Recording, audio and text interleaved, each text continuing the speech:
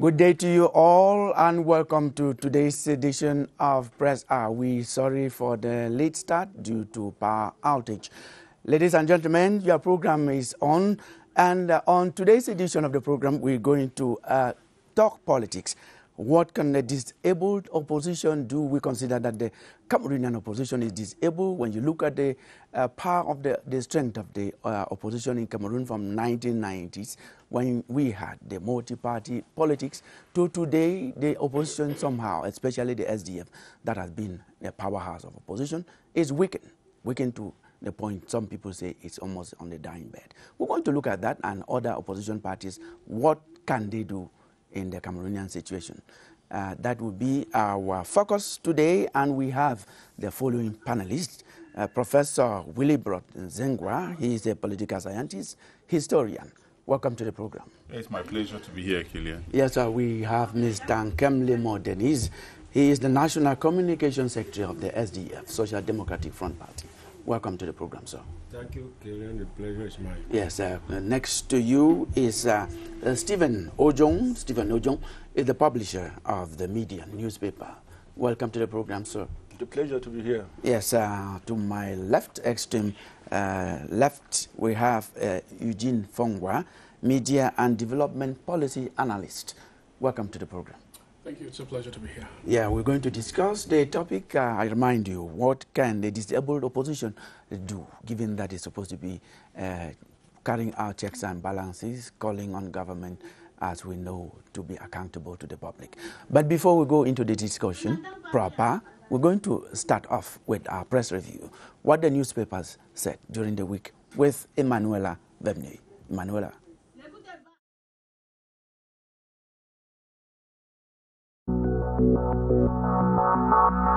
Politics dominated the media landscape the week ending. After losing much ground, SDF begins to pick up pieces, headlines The Horizon.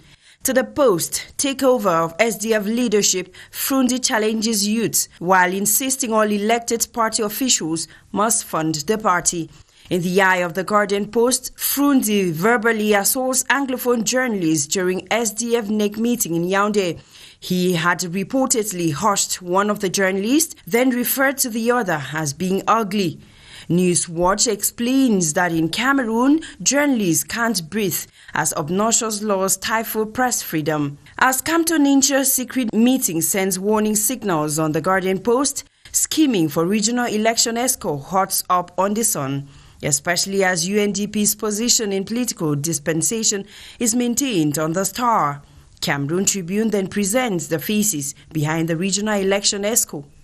The Anglophone crisis takes center stage at the UN Security Council meeting on Newswatch. The crisis is said to have dominated debates at UN Security meeting, according to the Guardian Post. Then Germany, Russia weigh in on the crisis on the Horizon newspaper, even as the paper questions to what end, given the atrocities that continue in the regions. Suspected Amber fighters invade palaces, kidnap chiefs, headlines The Guardian Post. To the Post, 3 Boya chiefs abducted, 1 confirmed dead. For killing traditional rulers, Anglophones curse separatists on municipal update. All this has given rise to xenophobia against Northwesterners as rights groups strike Boya chief over such xenophobia on The Guardian Post. PM Dion Gute, we cannot do anything without unity on the Chronicle Times. Then Chief Monja retracts, preaches love on municipal update. To the Voice Weekender, hate speech braggart Chief Monja simulates capitulation, delivers instructed apology. Musical Rights Corporation Sonacam gets new Anglophone boss on the Guardian Post. Atebazor is new Sonacam board chair on the Post. Atebazor then becomes first Anglophone Sonacam board chair on the Horizon. Let's now end our press review with this report on the Guardian Post, where Cameroon has been ranked second worst jailer of journalists in sub-Saharan Africa. The Committee to Protect Journalists has for the 3rd consecutive time ranked the country as such. 274 journalists are currently being jailed. What can a disabled opposition do? We actually think that the opposition in Cameroon, when you follow the development from the early 1990s with the advent of multi-party politics to today, the opposition, when it comes out, we cannot say it's vibrant. We're going to establish, gentlemen. First of all, we think that the opposition is disabled in Cameroon. Some people even think that it's dying. Prof, you are a political scientist, historian. It fits very well for you to better situate us. Well, I think it will be important for us to say what politics is. Summarily, it is coining policies to gain power and govern people. And when we talk politics, we should concentrate on three things. Politics itself, policy, and polity. That is a given geographic region. Now, if we put all of these into play, we are going to say that doing politics in Cameroon, most opposition political parties have not coined effective policies to gain power. They have rather coined some policies which are counterproductive, and then within the polity, the politics have made them disabled, I should say, especially with the former leading, which I still consider today to be the leading opposition party. I mean the SDF. They have been disabled because of several factors, if you want. Disabled by the system, conscious effort to make sure that political parties are rolled back. But let me say that the ruling party might be exercising real politics because they are doing everything to gain power. That is exactly what I wanted to ask you, whether they are not playing their role as a political party. Yes, the CPDM is playing its role as a political party, but the other political parties might not be playing their role enough. Yeah. And that is why we're going to go into the role. We'll go into the role after this, what the role of political party, especially opposition. But when you were speaking, you talked of the policies of the opposition parties in Cameroon have been counterproductive. What do you mean by that? Yes, not all the political parties, because we let us talk about a few.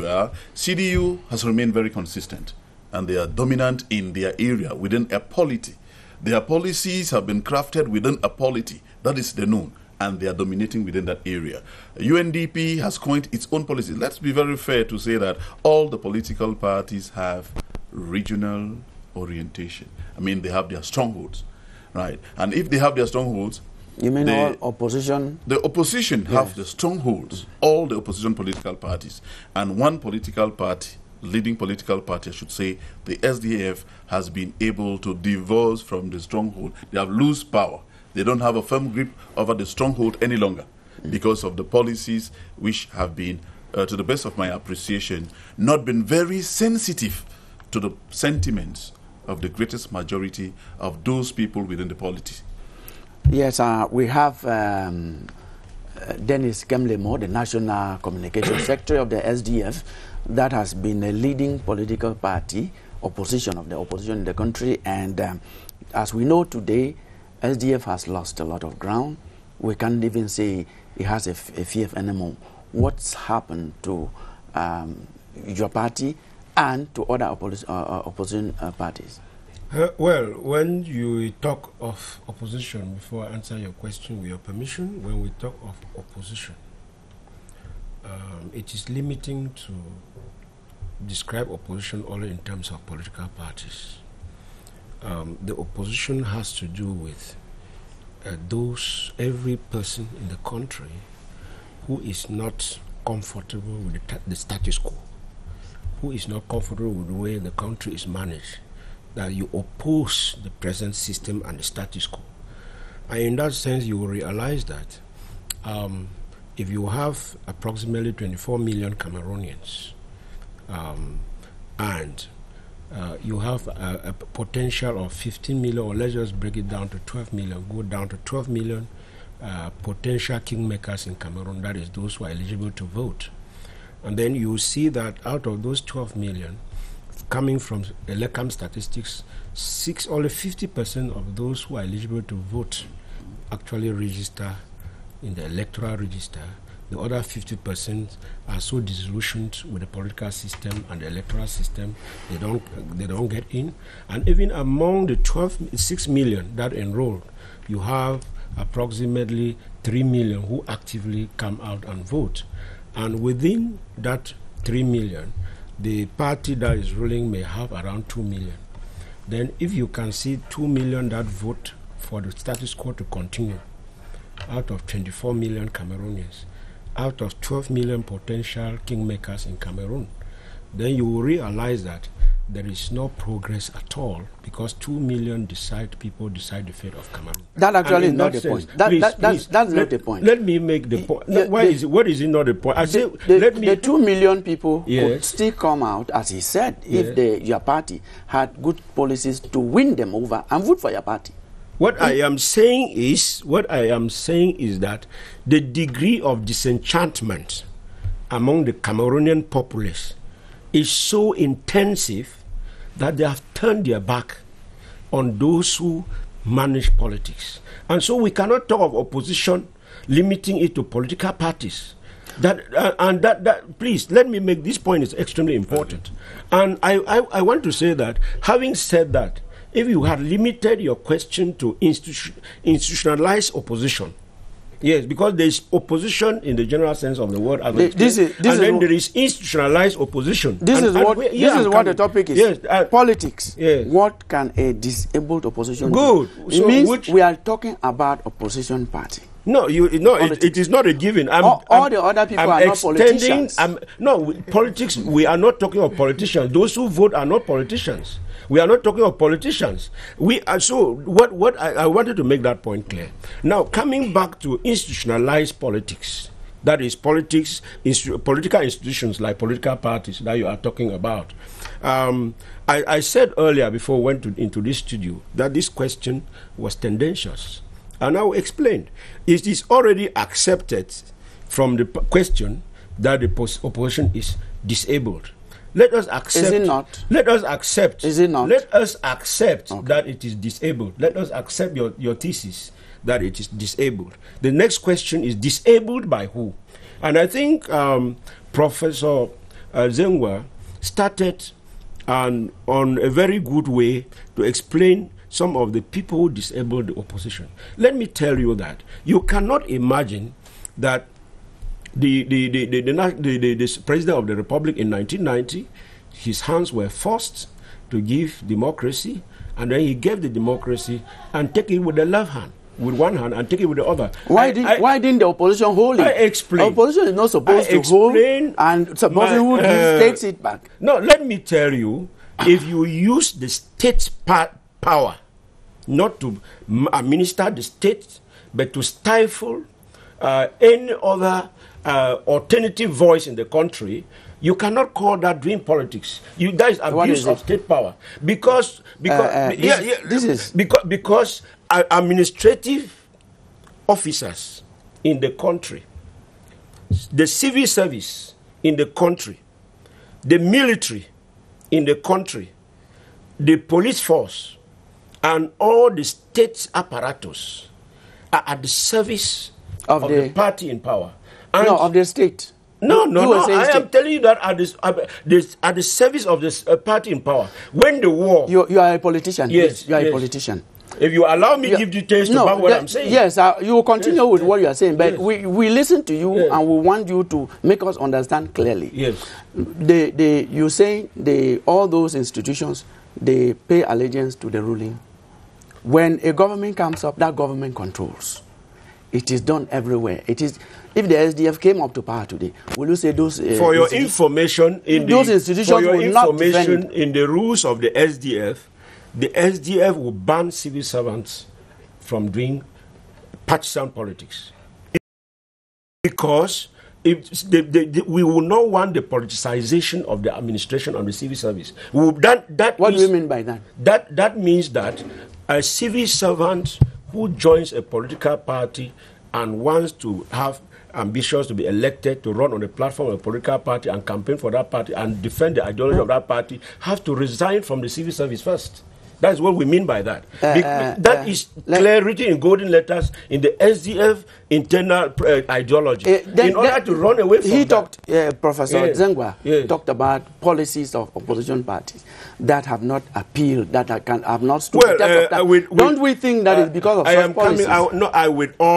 With all due respect to Prof, that I admire a lot for his objectivity and his neutrality. What I'm saying does not cancel that impression I have about him. I think that getting to power in Cameroon and living and remaining in power has nothing to do with ideology. The CPDM has no ideology apart from the fact that they enjoy the benefits of power. Their principal ideology, and people who adhere there, is to get the benefits of power. That is all. There is no ideology. You could not say anything. Ideology, because the Social Democratic Front, whose principal ideology is federalism. You will not tell me that Cameroonians hate federalism this much. You will not tell me that they hate social democracy this much. Look at where we are. Are you saying that? As you said, there are other panelists. It's true that we're listening to you. The power to the people. Yes. Federalism is meant power to the people. Power to the people. Yes. Decentralization is power to the people in practice. Wrong.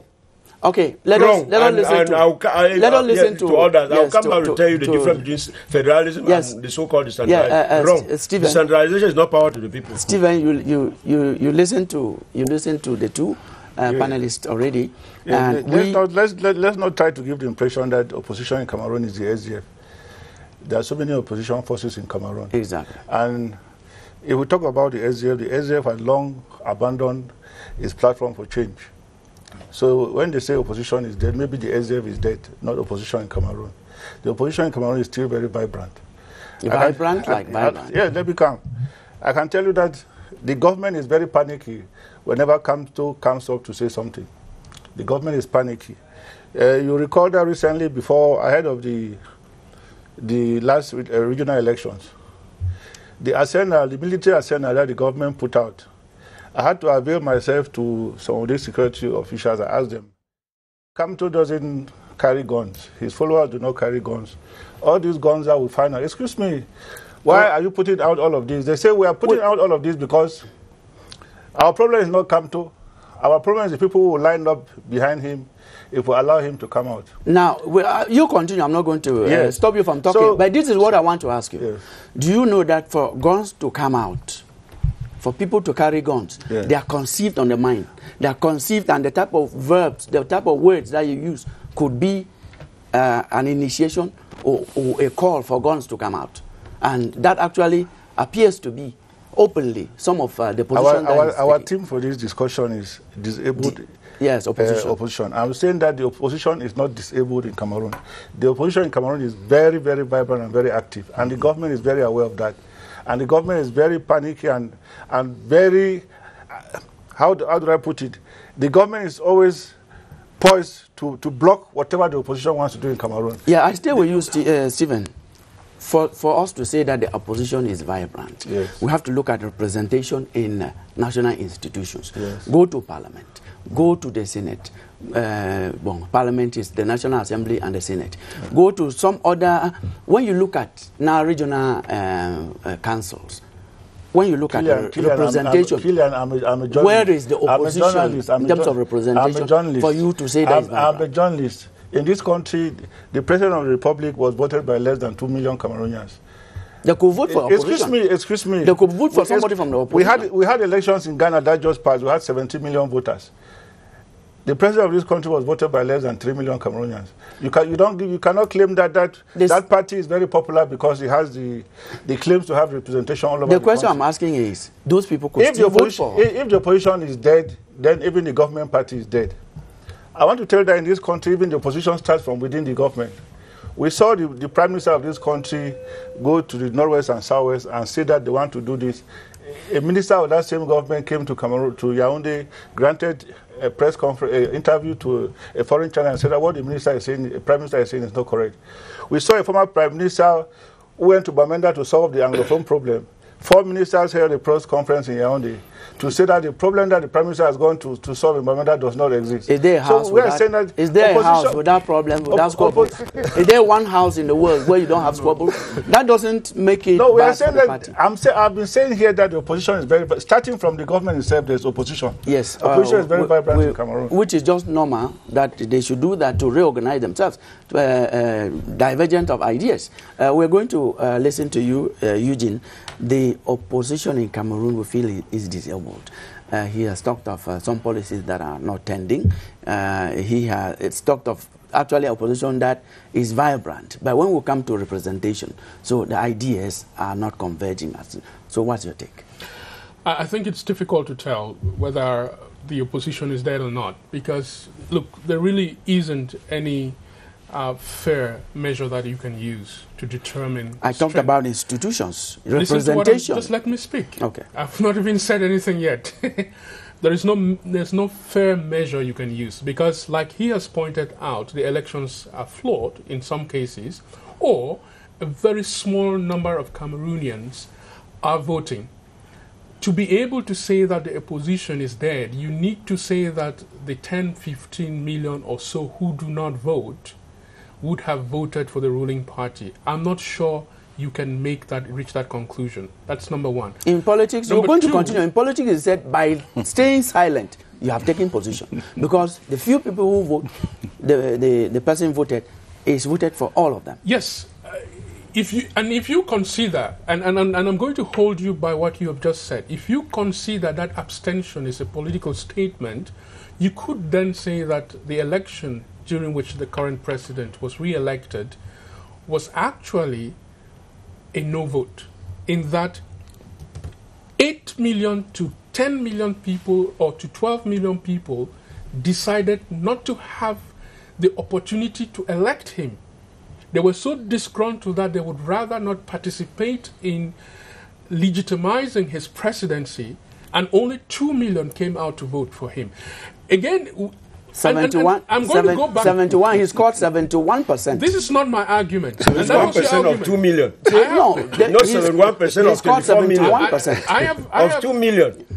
What I have just done is, if they voted for your chairman, will you have said no? Okay, let's continue. What I've done is just expounded on your logic. Yeah. But this is my logic. My position is that it's difficult to know. One, because the elections are not credible. You cannot tell me that the people who are in parliament today are there because they're better politicians than those that are not there. It's difficult to tell because of representation, not in the institutions, but on the political field. Number two, we have this problem that has already been raised, the idea that so many people are not interested in politics, in partisan politics at all. You cannot make a causality relationship to say that that means that the opposition is disabled. Number three, the point that we're trying to deny, and I'm surprised we're trying to deny, is the idea that the state machinery is been captured by the ruling party. And there are people who do certain things and take certain decisions in spite of themselves. Yeah, that brings me to a question that I will start by you. What's the role of the opposition?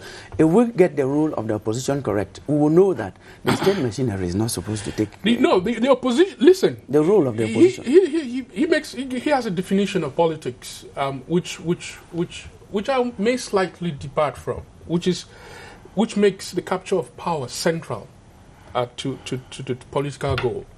But you could actually have in a situation where there's a which is just to steer the debate in a certain direction, just to ensure that there's a mitigation of all of the political forces in the country. So sometimes a vibrant political party can only be one that keeps certain issues on the policy debate, one that forces the country to move in a certain direction, and they may never gain power, but succeed in moving the country in a certain direction. Well, but as you said, the ultimate aim of every political party is to get to power, not only get there, but maintain it. I'm talking about power. I understand what he's saying. I'm talking about power in terms of an office, all right? Good. So they may have that power to be able to drive the country in a certain direction, which we have seen happened in this country. So you can really not discard that. 80% of the democratic reforms in this country have been pushed by the opposition. You cannot deny them that. You cannot deny them that. So let's not make it look like this is a black and white question where it's a question of dead or alive. It's very nuanced, and again, we don't have the ability to... The term we have used actually is disabled, which means that before now, we used to see the opposition come up, like you're saying, push some policies that have been implemented that have changed so many things. The way it's going now, in terms of representation, we had the SDF, for example, we have the NUDP in Parliament. They were almost at par. I think that your criteria is flawed, because you don't seem to be listening to what we're saying. We're saying that criteria itself is flawed, because if you look at representation in offices, in elected offices, you need to also accept that the process that leads to that representation is not flawed. If that process is flawed, you cannot use representation to measure the... We have to use it, flawed or not. There are irregularities in getting to the destination. Prof, you are a political scientist. Your reading of what he's saying. Yeah, I think all of what we are saying here, to me, is very important. But I have a small worry. I think we want to inform, to share with our viewers what is actually happening in the country at now. Yeah, the opposition, to call them alternative political parties, have been able to influence power positioning, influence politics in the country. I think I understood your question to be those political parties have been disabled. I think I totally agree that the political parties have been disabled from two fronts. Disabled by the system, which is very clear, making sure that fake elections, permit me say that semblance of elections take place. Let's consider the elections that took place in the Northwest and Southwest regions, where we had no electors to vote, and that gave overwhelming victory to the ruling party. Those were not elections. Disabled also by their inability. I'm coming. I wanted to look at it from that standpoint. Yeah. So the government, that's why I said that the government of the day, the CPD and political party, is doing everything to gain power. The coin strategies. Is that not legitimate? It is legitimate. I'm coming. And then we move on to the internal wranglings, not proper political strategies by some of the political parties. I will come again to insist on the SDF, not because we have a stone to throw at the SDF, because we should be very set. I talked about polity. All the political parties, the UNDP has a base, which is in the extreme north region. The CDU has a base, which is in the North Division. The UPC has its base, which is in the Senegal Maritime. The SDF has its base, which is in the Northwest and Southwest regions. We are not saying that they are not found elsewhere. Poor strategic thinking made the SDF to concord to go in for elections when they understood very clearly that their population were at war, that the greatest majority of the electorate had been displaced, that the villages of people who supported that party had been burnt, and public statements. You cannot be going for elections. Even those who were displaced and found all over, call them IDPs today, they did not move with they could not vote where they were. There were not particular concerns within the political party. The SDF did not insist that wherever their militants were, they should be given the opportunity to vote. So, lack of political thinking or strategic thinking within policies. And this has caused a situation of disability. I am very convinced that we all know that in the next days ahead, we are not going to have senators from the Northwest and Southwest regions.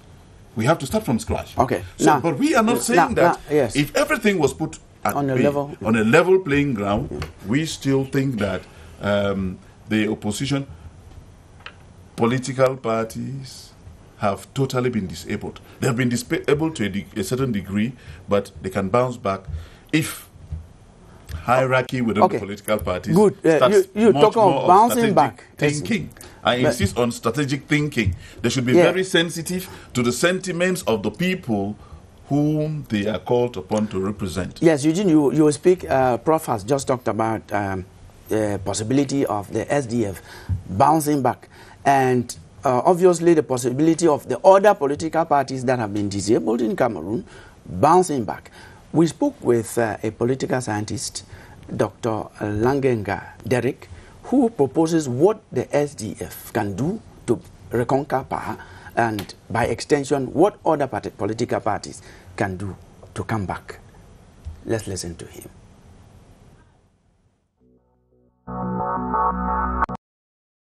The SDF, which stands for the Social Democratic Front, was created on May 26, 1990, in order to be able to, demonopolize the political role enjoyed by the Cameroon People's Democratic Movement at the time. And it marked the moment of multipartyism in this country. The SDF has sailed all along from 1990 till of late to be an influential and second political force in this country. But of late, we are going to discover that with, manifestations politically that can be described, the SDF has consistently dropped to oblivion. What are the reasons responsible for this? And how can the SDF be able to rejuvenate itself and reconquer the political terrain on which he enjoyed some time ago? We can say that if the SDF wants to be able to reconquer the political space, if she reconsiders her political strategies to re-win electoral districts lost, it will be another first major move. Politically speaking, the SDF has lost completely grounds, especially in her political fief that used to be the northwest region of Cameroon, especially with the advent of the secessionist politics and manifestation. Secondly, if she participates in efforts to convince those dissident fighters who are secessionists to become more Republican, and the SDF being a political movement and enterprise will need a peaceful and a stable environment in order to be able to prevail. If she, can be able to reconvene another major, SDF convention, which will include, international as well as local, SDF militants and stakeholders, so that, in fact, her manifesto be reconsidered. Today, we are talking of the fact that regionalism has conquered. And as of the last seat of November elections, where regional elections were organized, we are going to discover that, in fact, it is a spirit of decentralization in a unitary state that is promoted by the Cameroon People's Democratic Party that is gaining ground. It goes without saying. If she can also consistently participate in all elections organized by Elections Cameroon, so as to be, politically alive in Cameroon, because a political party is an association of individuals created in order to win elections and maintain power for as long as possible. When you are a political party that do not go for elections, how do you think, how do you imagine, how do you wish to be able to win power and maintain it for as long as you wish? She may dissolve itself to resurface anew as a new political force or movement. It is possible. Yeah, it could be another strategy. Or if not, she may get into a political alliance to set up a new political path to re-emerge or bounce back.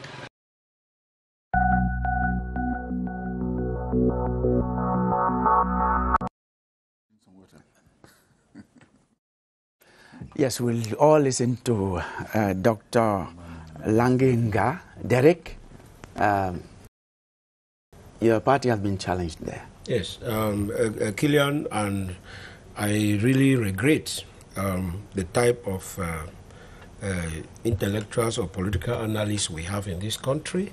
And unfortunately, he is not the only one. I have a certain Professor Joel Mayolo, and this interview was taken on the same day that this house took my interview and told me that they were to air it on 7:30 News on last Thursday, but they didn't air it. The French version of the news aired my interview was less than 10 seconds. They just made a statement that I may cut everything out of context and then gave a lot of time to the so-called political analysts who come with big titles, professor, politolog, to talk a lot about SDF that they don't know. I want to take the first example from... We are talking about what he said. No. This what he said. You are talking about something else. I am. It is not something else. Okay. How do Let's you imagine? concentrate on what How he do you said. imagine? I'm coming to him. How do you imagine that Professor Joel Meyolo's list that Bernard Muna, may he so rest in peace, Pierre Kwemo, Elimbi Lobe, and Kawala were dismissed from the SDF with A2. This is pure lies, and it's a politician saying that. That's not what and we're talking about. Using that.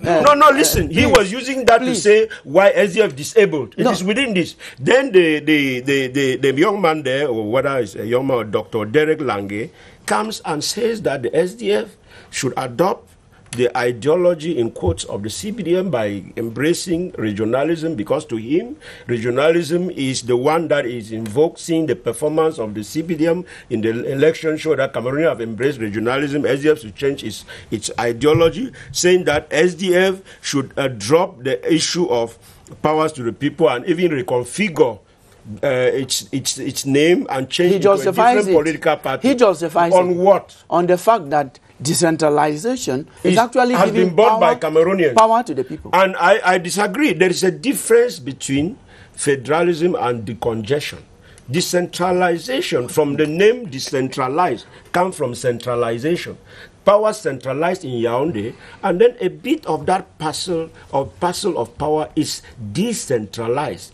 Meanwhile, federalism is power from bottom top based. That is to say, the majority of powers lies within the base. Only things of sovereignty are handled at the top. So you cannot say a policy. So you cannot say, please, clear. I have discovered that whether your questions, your incessant questions, are meant to destabilize the discourse of somebody here on this table. To relaunch you. No, you are not relaunching me, because when I take over the floor, is more of an argument between us than making the point for which I brought it here. That's what I do. But which is not fair. He himself even wondered about that. No, we cannot just religiously listen to you. No, I'm not saying you should religiously listen to me. I'm saying that at least you should listen to me make a point before you react. Because I'm in the middle of making a point. There are fours. I say one.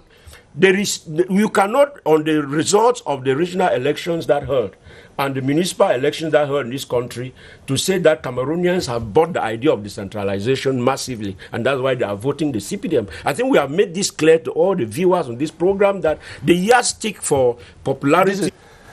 I think that without an opposition, we wouldn't be able to move forward as a country. I think what we need to get to is a point where we know that we can disagree on issues, but we all have the same interest to build a strong country where people live in freedom and can fulfill their aspirations. The problem we've had is that we have understood political conceptualization of opposition itself is problematic. Okay. Prof, your last word. Yeah, my last word, I think take strong reservations with Mr. Kelemo Denis's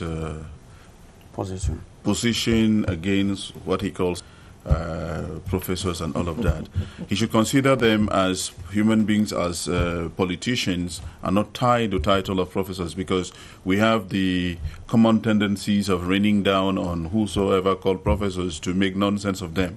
If they are within the same political game, they should look at themselves as politicians and not the title, because to me, an intellectual is someone who has acquired knowledge. We wish you a Merry Christmas and a Happy New Year. Good tidings will bring to you and your friend. We wish you a Merry Christmas and a Happy New Year. We wish you a Merry Christmas. We wish you a Merry Christmas. We wish you a Merry Christmas on CRTV. We wish you a Merry Christmas. We wish you a Merry Christmas. We wish you a Merry Christmas on CRTV.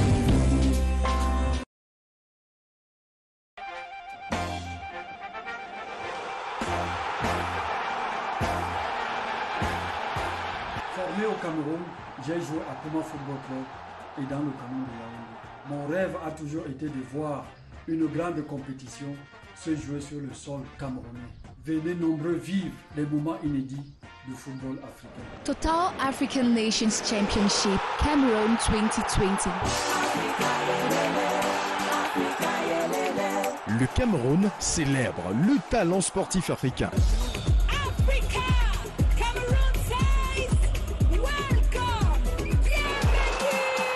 16 janvier au 7 février 2021 dans les sites de Yaoundé, Fandena, Douala, Bepanda, Douala, Japoma et Limbe, Bouya.